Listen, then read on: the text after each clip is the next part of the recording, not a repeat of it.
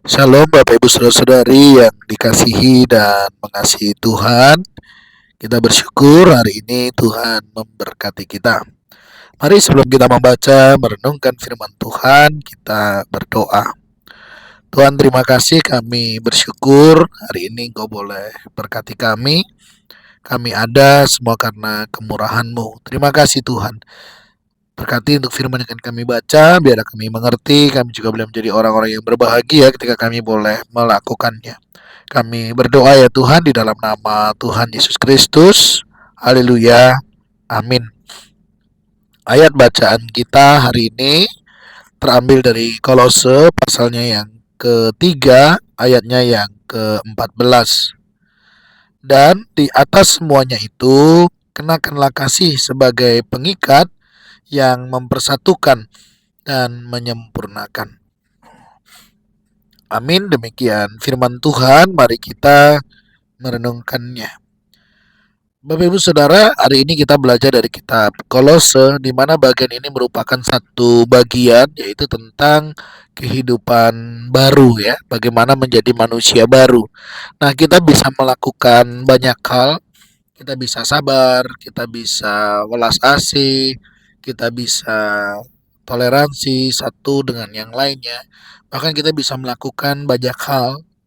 Tapi jika semua yang kita lakukan tanpa dasar kasih, maka semuanya itu bisa menjadi sia-sia. Firman Tuhan hari ini mengingatkan kita, dan di atas semuanya itu. Artinya beberapa bagian di atas ya. Misalnya bagaimana kita memperhatikan orang, kita peduli pada orang ya. Firman Tuhan mau ingatkan di atas semuanya itu, apapun yang kita sudah lakukan, pikirkan, jadikanlah kasih itu sebagai pengikat ya. Kenakanlah kasih sebagai pengikat.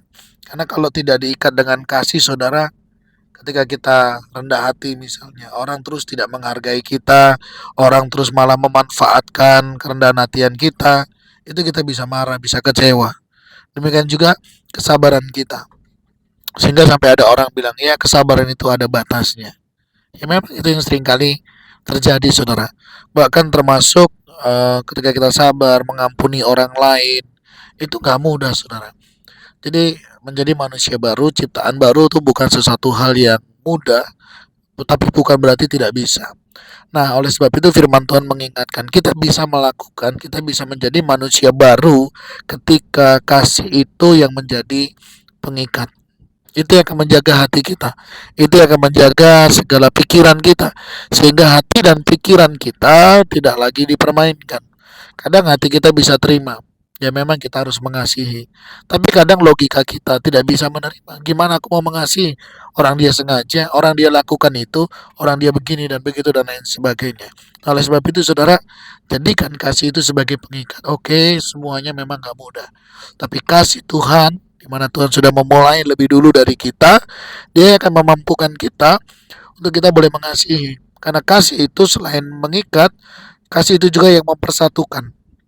Ya, segala perbedaan, segala latar belakang, segala cara pikir yang berbeda, kalau tujuan kita sudah jelas, yaitu mengasihi Allah, mengasihi sesama, sehingga kita bisa melayani dunia, itu akan mempersatukan kita. Ya, bukan bicara tentang suku lagi di sini ya. Oh saya orang Jawa, oh saya orang Batak, saya orang Chinese dan lain sebagainya. Kita nggak bisa. Ya kalau kita masih begitu-begitu nggak akan pernah mungkin bisa terjadi ya pelayanan yang efektif. Oleh sebab itu dengan kasih yang fokus kita adalah bagaimana hidup kita memuliakan Tuhan, bagaimana kita menyenangkan hati Tuhan. Nah itu akan menolong kita. Jadi kasih selain mengikat ya, yang akan mengikat kita supaya tidak mudah lepas, tidak mudah kecewa, tidak mudah marah dan lain sebagainya.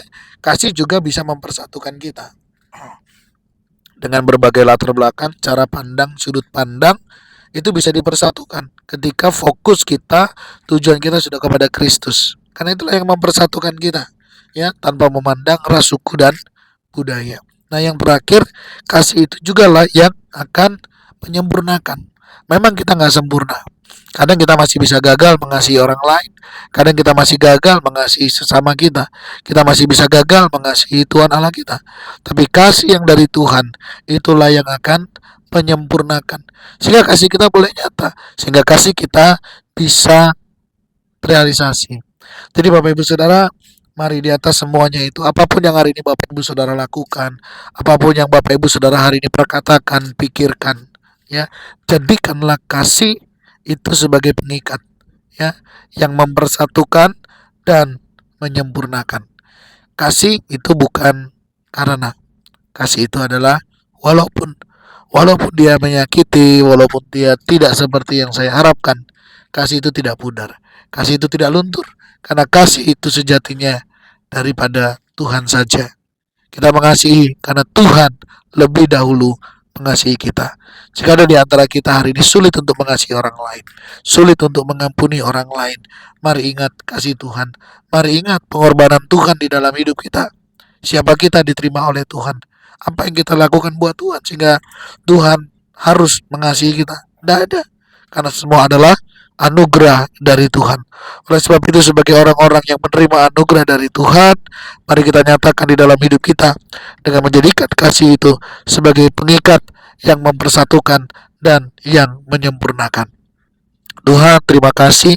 Kami bersyukur hari ini Kau boleh berkati kami. Ampuni jika selama ini seringkali kami tidak lagi mempersatukan, tidak lagi menyempurnakan apa yang sudah Engkau kerjakan melalui tindakan kasih kami. Ampuni, seringkali kami gagal untuk mengasihi Engkau. Kami masih sering gagal mengasihi sesama kami. Ampuni kami. Tolong kami ya Tuhan untuk kami bisa mengasihi dengan kami menerima, kami menghargai, kami melihat bagaimana Allah juga bekerja dalam kehidupan setiap orang. Terima kasih Tuhan. Ini doa seru kami naikkan di dalam nama Tuhan Yesus Kristus. Haleluya. Amin. Bapak Ibu Saudara, demikian renungan kita hari ini. Kiranya Tuhan Yesus memberkati kita sekalian. Shalom.